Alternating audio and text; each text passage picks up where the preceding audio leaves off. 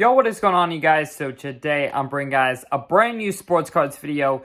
In today's video, I'm going to be discussing 5 football players that I believe are great to invest in before the season starts. Now, I want to start by saying, as I mentioned in my last video, I believe that investing in football cards right now does hold a high risk. I believe it's a high risk, high reward investment for a lot of these players. There are going to be some that I'm breaking down that I think are more low risk and high reward, which I think are probably the ones I'm personally going to go after. But without further ado, we're going to hop right into this video. So the first player that I'm personally throwing some money in is Trey Lance. I know Trey Lance is a little bit of a high-risk investment, and I do understand that, and that's why I'm not going all in. Firstly, I'm from the Bay Area, so it's kind of a way of rooting on Trey Lance. So in that sense, it's a collectible side of me buying into his cards. But I also believe that he does have a great opportunity in front of him. And I personally feel very confident in the 49ers offense and in the 49ers overall team. And that's why I think if you plug in Trey Lance to already a great situation, you could see himself just finding himself in the right situation and has a breakout year. Now, I always make, before every season, basketball and football, I make 5 safe investments, and I make a few just flyers where I'm like, if this goes right, I can 10x my money. But of course, if it goes wrong, I'm prepared to lose it all. So I think Trey Lance is one of those guys where I'm personally more confident in him, just because the team around him is built quite well. And I definitely think there's going to be a lot of hype around his cards. And if he does have a great first few weeks, it could be a great short-term flipping opportunity. And his cards are extremely volatile, and they've come down a little bit since the peak. So I think it could be a good time to be looking at Trey Lance cards. I will not advise everyone to invest in them just because I personally believe it does hold a high risk. But that is one player I am personally investing in. Another player I am investing in, this will sound crazy, but Rob Gronkowski is another player that I'm putting some money into. Now, firstly, Rob Gronkowski is one of the most likable, one of the most collectible NFL players in history, I personally believe. Not only do Pats fans absolutely love him, but I think there's just a general collectability of his cards because of, just the persona he has, and I think the brand he's built. He's kind of, in my opinion, like a Charles Barkley in terms of personality. Like Charles Barkley is for the NBA what Gronkowski is for the NFL. Now, one thing I would consider, of course, this is more so speculation, is that he's come out of retirement multiple times at this point. And I definitely think if the Buccaneers aren't an opportunity to win, we could see him join the Buccaneers closer to the playoff time. That is my personal belief, or feeling more so. But I believe it's a low-risk, high-reward investment because I believe his long-term prices, given his personality and how important he is to Brady's career and how Brady's going to be known as the long-term GOAT, I just think that his cards in the long term are still very undervalued. So I think it's a low risk to where if he doesn't come out of retirement, I still think his cards are a good investment.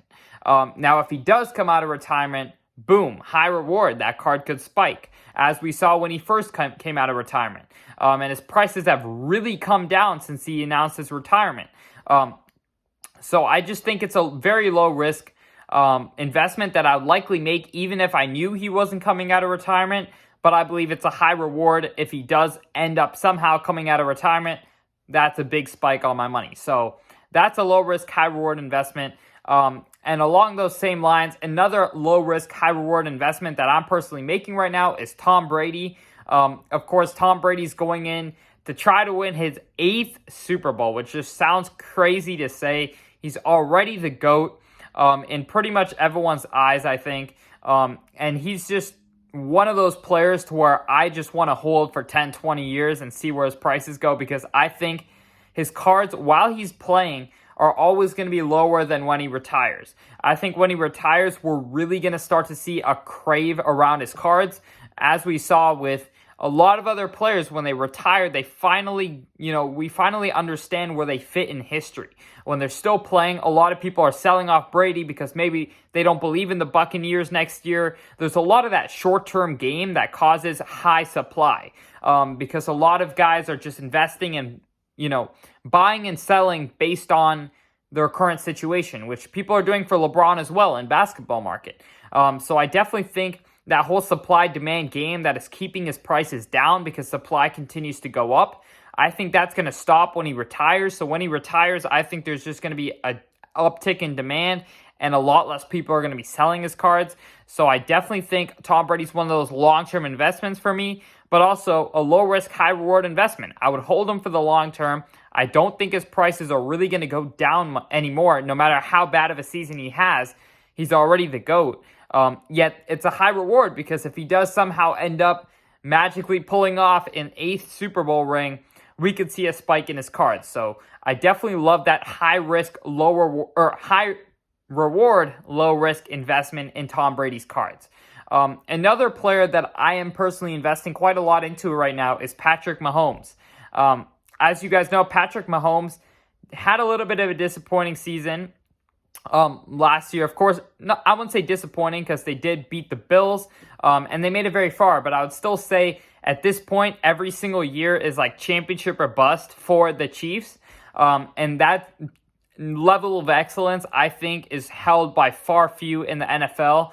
And I think a lot of this hype and demand around all these new guys, of course, Joe Burrow has backed it up by going to a Super Bowl, but a lot of other guys like Mac Jones, even Trey Lance, I would say, as much as I hate to say it, but a lot of these guys, Trevor Lawrence, of course, Justin Herbert, guys who haven't really accomplished anything, or people are throwing so much money at their cards. I think a lot of that's going to go back to Mahomes' market. I just think Mahomes' market is overall underpriced for how important he can be to the 2020s in general in the NFL. I think every year being a championship or bust kind of puts his prices puts investors with too high expectations for his prices to soar. But if he does have another championship season or hopes of a championship season, if the Chiefs come out playing very well, I think his prices have a lot of juice in them given how low they are right now. And I feel comfortable in Mahomes' cards given he's already won a Super Bowl. He's already up there in terms of greatness and MVPs and all that. So I think his accolades prove his prices currently, but there's still a lot of room for upside.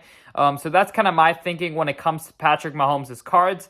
Now, I definitely think, if he does have another disappointing season, his prices may not look the best at the end of next season. But at the same time, I think given Mahomes' track record, I personally feel comfortable investing in his cards at their current prices. So I'm going out and buying a few of his cards right now.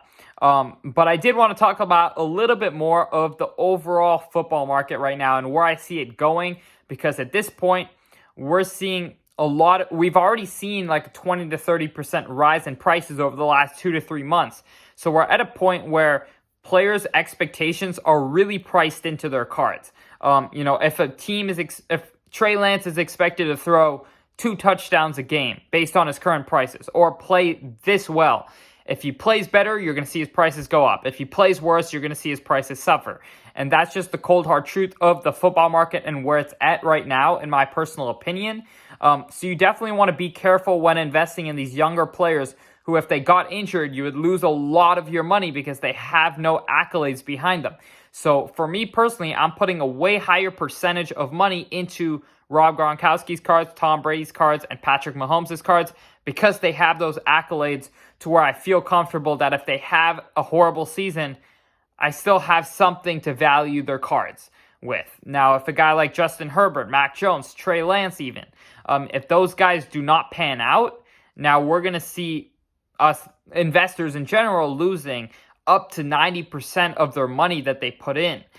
So I definitely think it's a smart time to be doing your research, first of all, no matter what. But second of all, understanding how much of your portfolio you want in high-risk, high-reward investments and how much you want in lower-risk investments.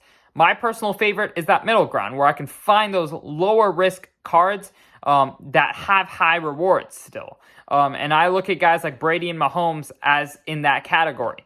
So I definitely think those are, some of the investments I'm making. Let me know in the comment section below what NFL cards, what football cards you guys are going after right now. And if you guys are excited for the football season. If you guys would like to subscribe to my membership program, the link will be down below to sportscardsinvest.com, where I give out my full picks every single week. Our members are essentially always ahead of the curve.